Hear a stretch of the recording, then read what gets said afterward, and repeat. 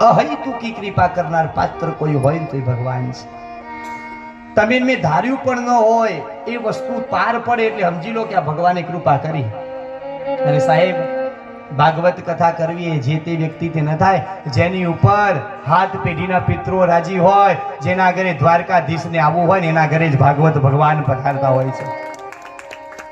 આ પરિવારને આગળ ઠાકોરજી રાજી હતા તે પધાર્યા. બધાના ત્યાં ભાગવતજી ન આવે. આ તો પાપમાંથી મુક્ત કરનારી કથા છે. તમારું મારું કલ્યાણ કરનારી આ ભાગવત કથા છે. ભગવાન આપણા આગળ પધાર્યા છે. અહૈતુકી કૃપા ઈશ્વર ઠાકોરજી કૃષ્ણ. બ્રહ્માજી ગોવાળિયાઓને પાછા મૂકી ગયા છે, વાછડાઓ મૂકી ગયા. ભગવાને બ્રહ્માજીને હવે શિક્ષા આપવાનું મન થયું.